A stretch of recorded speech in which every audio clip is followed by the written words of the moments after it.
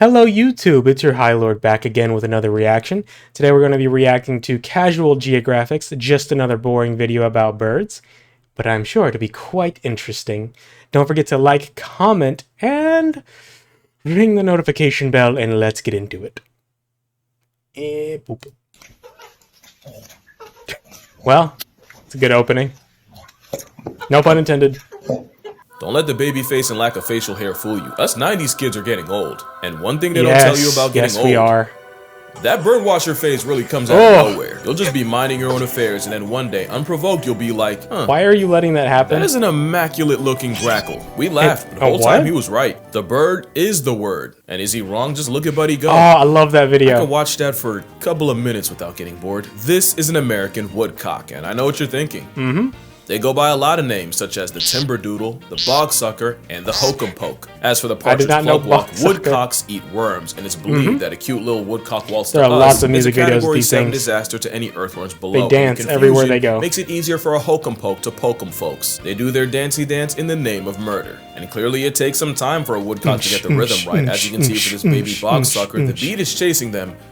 They're just faster, but they're trying, and one day they'll get the motion, and that's all you really can do when you're a little woodcock. Now, if I've gotten older, there's one bird I've really grown to appreciate. This is a blue-footed booby. Now, I know what you're thinking. Let's address it. A blue-footed booby. Why blue? We'll get to that. That doesn't even look real. Blue-footed booby is a seabird of the Sula genus, along with the masked booby, the Nazca booby, Peruvian booby, brown booby, and the red-footed booby. Because don't let poor media representation fool you. Boobies come in a lot of colors, but to be fair, you might have only ever seen blue. Well, the blue comes from the carotenoid pigments in the fish they eat. It's really no different from the shrimp that turns flamingos pink. And if you identify as Bugs Bunny, the carrot consumption can tint you tangerine. For bluefoots, the color actually correlates to their health, and by extension, how attractive they are to a partner. And there's no stolen valor in the system. Scientists did an experiment where the boobies starved for 48 hours saw an immediate decrease in the brightness of their blue. They took it a step further by taking a male booby.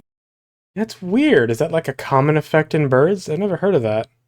I didn't hear about the flamingos either. That's cool information. We'll call him a mooby that already had a female laying egg in his nest and dulled his feet with makeup. His mate responded to the nerf by laying a smaller egg days later, one with less yolk concentration and therefore less of a chance of living. So yeah, the brightness of a booby means everything and is a literal blue check that verifies their immunological health. Funny thing, you see the same thing with mandrills. Male mandrills look like they got rear-ended by a snow cone machine because it's a sign of social status. The higher the status, the higher the saturation. But a mandrill that gets regularly bullied and beaten will lose its cheek color, so that's why alpha mandrills look like they're constantly cotton candy constipated. The brighter the butt, the more he procreates. And brighter boobies get more groupies, which is why their courtship display involves birds flaunting their colorway.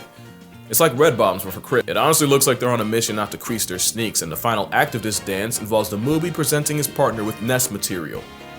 Even though blue-footed boobies don't even make nests. Nah, instead they thug it out on the ground, while defecating 360 until the dry product forms a ring around the nest. Why? Well, as it turns out, boobies have a poor sense of smell, but great visual memory, and in a flock of up to 10,000, they recognize their nest by the specific ring of guano. Guano stands for gonna wanna stay in that ring, because somehow that visual memory doesn't apply to their children, and only chicks inside the septic center get fed. Baby boobies that leave the center not only don't get recognized and don't get fed, they might get massacred by their own mother. Did I just catch you leaving the poop ring? Okay, so it's like an added layer on top of like a baby chick falling out of a tree. If you leave well, their poop ring has the same effect. That's not the only way a baby booby can get deflated. This seabird practices siblicide, because again, don't let the internet's unrealistic booby standards tell you otherwise. No pair of boobies are exactly the same. Unrealistic One's always a little bit standards, bigger. okay. And that's okay, it's totally normal. But it does mean the bustier bosom will bludgeon and bully the weaker chick, often while the parents watch the booby get murked like mastectomy. It usually happens when parents are low on groceries, but sometimes the booby will catch a body just because. The Nazca booby will yeet its sibling out of the nest, even though studies have proven that boobies working together could easily feed both children. Did I just kid? Nazca? So is this like by the Nazca lines? It might just be a similar name. Yeah, it ain't all beauty being a booby. Like I said, unrealistic booby standards aside, they come in many colors like the red-footed variety. Also from their diet, and they also use their feet game to secure a mate. Evidently, it might work too well, as not even a predatory coconut crab can resist getting grabby with an unsuspecting booby. No. But there's more than just crip walking unmentionables. It's always disturbing seeing coconut crabs. I've definitely grown to appreciate these fleet of flying popcorn chicken. Really nothing like waking up and opening your blinds to a nice pair resting outside your window. Tits are a large family of passerine birds seasoned all across the world. Okay. Alright, let me stop waffling. Let's address the elephant in the room. Tell me, what is the best set of tits you've ever seen on the internet? I'm curious. I like the brown ones the best, although you could always go with the blue-feathered ones I just saw earlier. In Asia and Africa, they're known as tit birds, but come to America and you'll find they're called chickadees. Chickadees. Chickadees? So I get why you're confused. You got an Italian plumber. Huh, I didn't know that. They're actually, I've only ever heard them called tits. I've never actually heard of them called as chickadees, but I've heard of them in songs before. Chickadees I've only heard in music. Like some children's lullabies will have the word chickadee as opposed to the other word. With a Japanese creator using their American name, understandable, that would trip up anyone. Now with the birds with the tit variety, how they got their name is actually pretty interesting. Variety. Back in the day, tit was more like teat. Oh, there we go, that's the one These are the ones I've seen before, the bluish now with the birds with the these. Like the bluish around the feathers.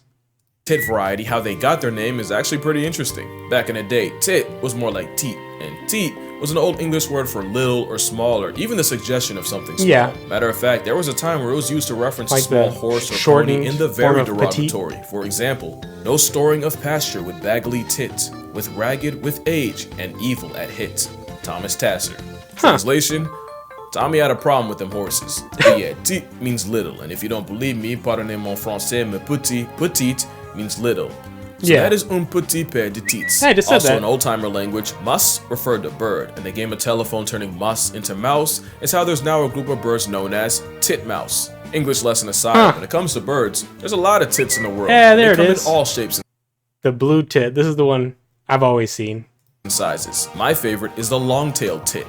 Look at him. He's like my final boss of bird bites. Aw, I've never seen that one before. I gotta agree with you. That might be my new favorite. They tend to keep it pretty putsy, except in Sweden. They got big ones over there. In fact, it's home to the Great Tit. At about 5.5 inches as far as tits go, they sure are. Okay, can't leave the Americans out, so of course we gotta shout out Sultry Paris Minimus. In her 13-year-old. The bush tit. And representing the aforementioned titmouse is the tufted titmouse of Texas. Obviously they're found in more than just Texas, but ain't no stops in alliteration station. But back to my preference, the long-tailed tit.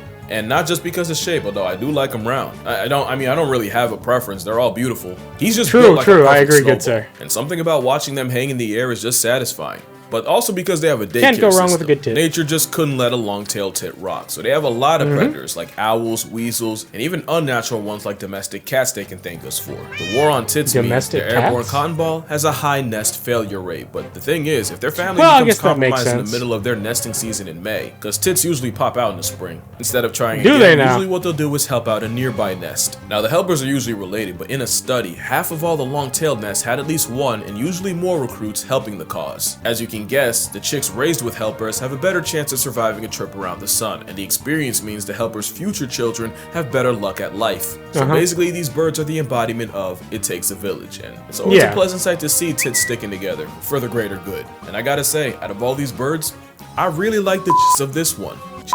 Also pronounced giz, is a term used by bird watchers to describe the overall appearance or impression of said bird, typically garnered from attributes such as size, shape, flying pattern, posture, coloration. It's all about aura, the vibes. For example, some favor the J-work of a boo. Did they actually, he had to actually censor himself? Will YouTube stop him? I know, jokes aside, this is still just, he's giving information about animals. I mean, yeah, he's playing into the comedy of it, but he's still genuinely trying to teach a few. I learned a few things already. He can't say it. And does he get demonetized for that? Because that's dumb. Me, I prefer the vibe of a long-tailed tit. Everyone has a preference. Woosah. I hope you didn't think we were done, because we also have the tit babbler of the family, Tumulidae. Now you know where the TIT part spawned from, but the babble of it all referenced the constant babbling sounds they make. Oh, that's cool. Obviously, the naming guy wasn't into it. There's a lot of types of old world tit babblers, but probably the most famous one is the fluffy-backed tit babbler of Southeast Asia. And honestly, they're pretty, and I wasn't a believer at first, but I do see the fluffy part coming into play, so having a name with babble, it's kind of disrespectful. Surely someone cares for what a talking tit bird has to say, but hey, they could have been done way, way worse. This is a dick sizzle. It's basically a cardinal you can find in the American Midwest and Central America. As in, they have all their hanky-spanky fun times in the US Midwest during their breeding season from about early June to mid-August. Then, before fall, the symphony of sizzle dicks migrate en masse to Central and South Symphony of Sizzle Dicks. Oh my god. America. They nest on the ground, and they're highly territorial and will run fades in the name of property development. So if you walk outside to a hyper-pigmented popcorn kernel running the ones, you sir have a case of aggressive dick sizzles. But considering they're oh, no comment. only 5 inches long, you'd much rather hear those words on your front lawn than from a doctor in a clinic. And the same way the morning dove brings you back to waking up in your childhood bedroom, Dick Sizzle might have been your summer anthem and you didn't even realize it. In fact, that's how they got their name. Apparently after what the naming guy thought their song sounded like in words. And somehow that was enough to get named like an STD. If that's onomatopoeia, I wouldn't want to be ya. Speaking of which, this is the go. So is that a joke or is he serious? Did he really name them that by just getting annoyed by them? Bird of Africa. Same timing as Richard Sizzle. Their lore is that their call sounds like Koway, which apparently was in the neighborhood of Go Away. You know, at first they named him like a Pokemon. Well, I guess it makes sense. The games make more sense now.